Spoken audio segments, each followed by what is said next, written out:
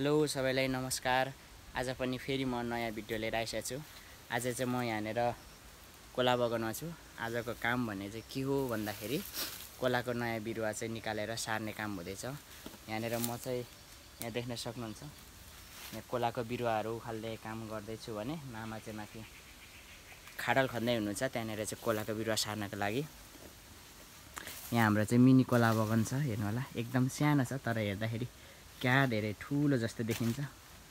But 4वटा line छ, 4वटा पनि complete छैन। यहाँनिर छ भने एउटा लाइन यहाँ सकिन्छ भने बाँकी भएको चाहिँ अलिक करिब परसम्म छ।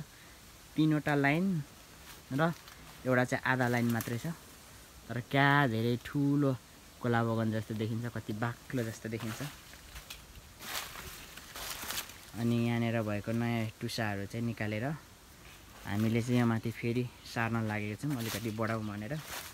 अनि यहाँनिर मैले चाहिँ टुसा निकाल्ने काम गर्दैछु, यसको बिरुवा यहाँनिर। अनि यसलाई चाहिँ अब यसरी टुक्राइसकेर यहाँ रोप्ने। यहाँ हामीले बिचमा चाहिँ भेन्डी लगाएको छौँ भने यो खाली भागमा चाहिँ यहाँनिर कोलाको बिरुवा रोप्न आँटिरहेको छौँ। यहाँ मामाले एकदम डोरी टाँगेर चाहिँ सिधा रोप्नको लागि चाहिँ यहाँनिर गर्दै हुनुहुन्छ। यहाँ खाडल रेडी भइसकेको छ,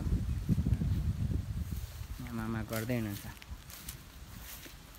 यसरी चाहिँ हामीले 5-5 फुटको फरकमा रोप्दैछौँ।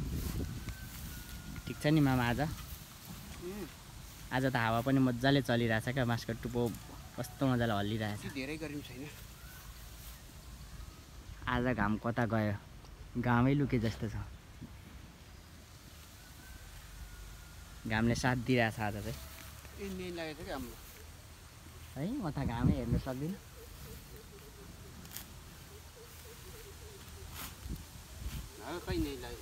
होला।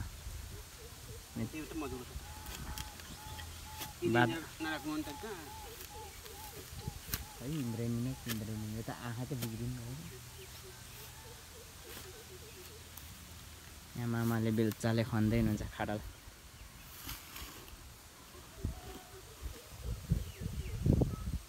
यतापट्टि हाम्रो पुरानो छ घिरौला, ठुलो भइसकेको अवस्था छ भने यतापट्टि बोडी सुरु हुँदैछ। अहिले चाहिँ हामीले यो देखिएको यो भागमा चाहिँ बिरुवा लाउन आँटिरहेछौँ, तर बिरुवाले पुग्दैन जस्तो छ। अब यसलाई म्यानेज गर्नुपर्ने छ। ठिकैको बनाउनु न, अलिकति हावा आउँदा नलड्ने तरिकाको।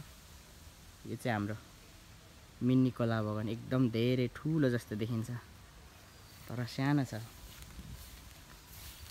यहाँनिर हामी सार्दैछौँ। यो सानो देखेको टुसाहरू चाहिँ निकालेर यहाँ रोप्ने काम गर्नुपर्ने छ भने यहाँ माथि फल्दै पनि छ कोला।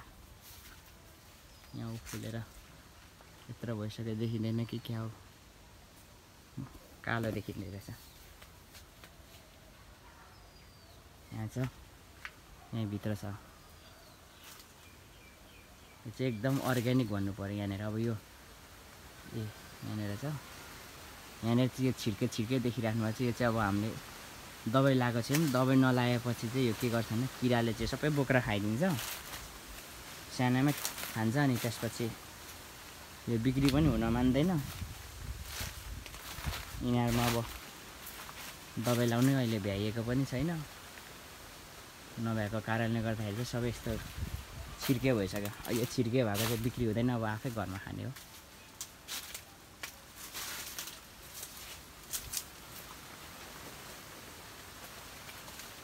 यस्तो हुन्छ। अब यहाँनिर यो अवस्थामा पुगेपछि चाहिँ त्यसलाई दबाई लाउनु पर्ने हुन्छ। दबाई लाइन भने चाहिँ नि फेरि सुरु गर्छ। यहाँनिर भर्खर सुरु गर्दैछ किराले खानलाई। अब यतिको अवस्थामा चाहिँ हामीले दबाई लाएनौँ भने अब यो किराले खाएर कालै बनाउँछ, अनि त्यो भएपछि चाहिँ बिक्री हुँदैन। अब यसलाई चाहिँ यो किराको दबाई लाउनु पर्ने नै हुन्छ। अहिले नभएको कारणले गर्दाखेरि चाहिँ सबै अलिअलि फलेको कारण पनि बिग्रिसकेको छ। अब धेरै फलेको छैन, थोरै फलेको छ। यहाँसम्म आइ नै पुगिँदैन। यता चाहिँ बोडी छ, यो अस्ति थाक्रा लाएको बोडी हो।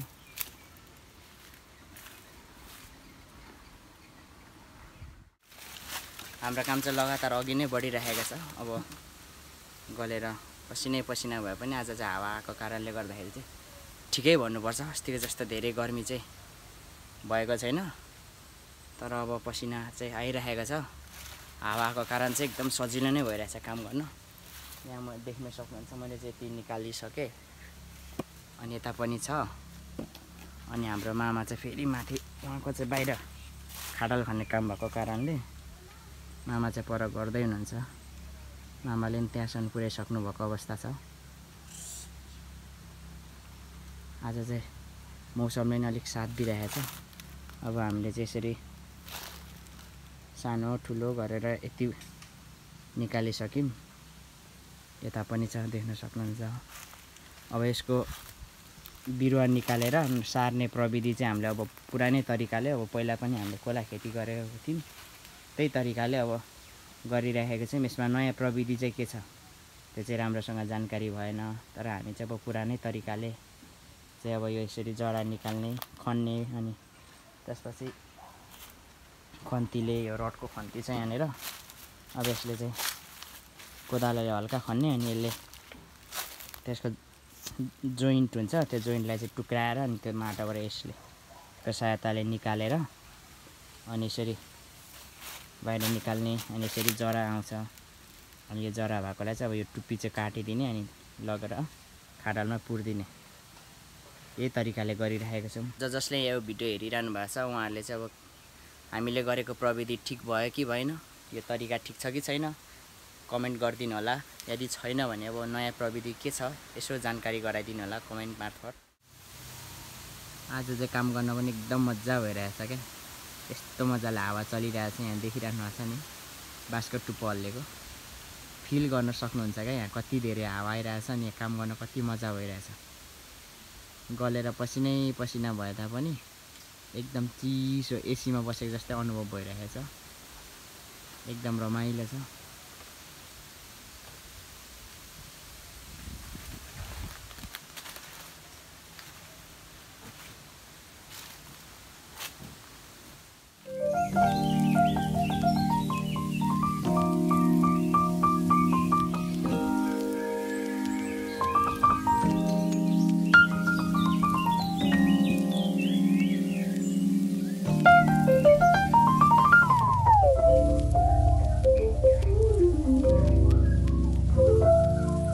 अहिले चाहिँ फेरि पनि मैले 4-5वटा बिरुवा निकालिसकेँ। अब यति बिरुवा निकाल्दै यत्रो धेरै पसिनै पसिना हुन्छ, तर शीतल चाहिँ एकदम शीतल छ।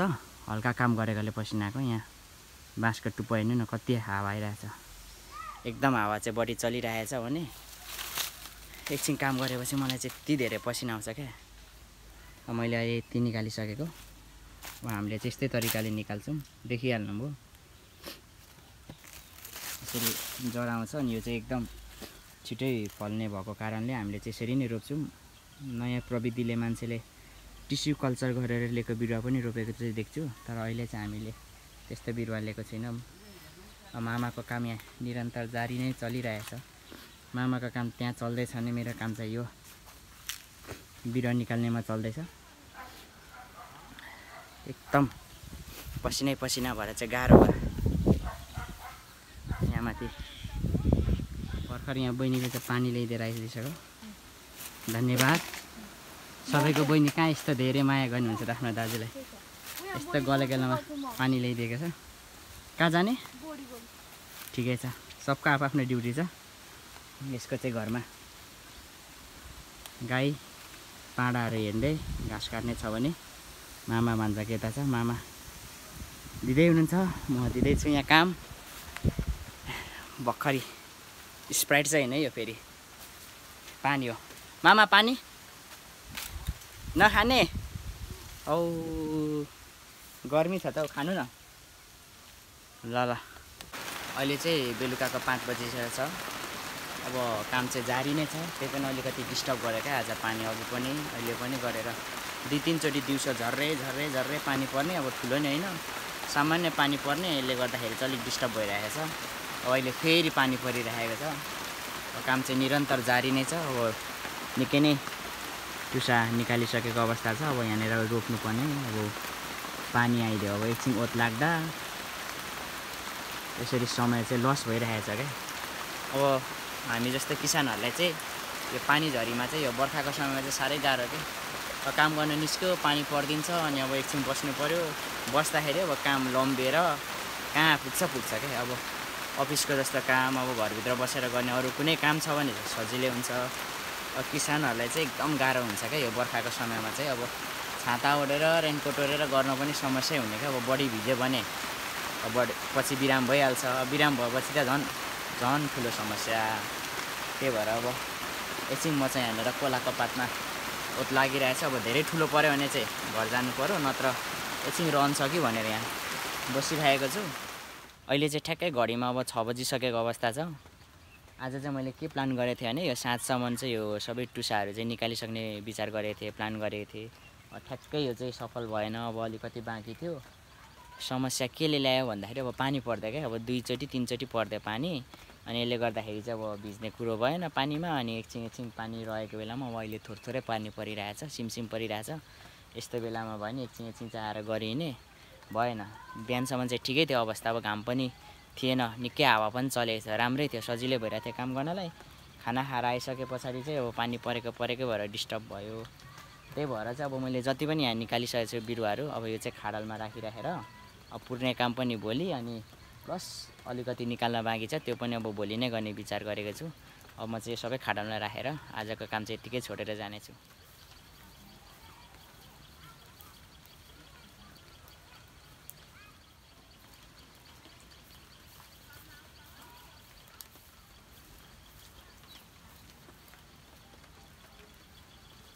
फाइनली अहिले चाहिँ मैले जति पनि टुसाहरू निकालिसकेको थिएँ यो सबै यहाँनिर देखिरहनु भएको छ, खाडामा लगाइसकेँ। अब आज नै सबै काम सकौँ भनेर अघि बढेको थियौँ। अब विभिन्न कारणले गर्दाखेरि चाहिँ आज भ्याइएन। आजलाई चाहिँ यति नै। हजुरहरूलाई मेरो भिडियो कस्तो लाग्यो, अनि यो काम मैले जुन गरिरहेको छु नि यो कोलाको बिरुवा सार्ने यो कामहरूमा चाहिँ हजुरहरूलाई पनि जसले भिडियो हेरिरहनु भएको छ तपाईँहरूलाई पनि केही ज्ञान छ भने मलाई पनि सेयर गरिदिनु होला। यति भन्दै आजको भिडियो कस्तो लाग्यो तपाईहरुले कमेन्ट गरिदिनु होला, लाइक गरिदिनु होला, अनि मेरो च्यानललाई सब्स्क्राइब गरिदिनु होला भन्दै बिदा हुन चाहन्छु। हस्त धन्यवाद। जय नेपाल।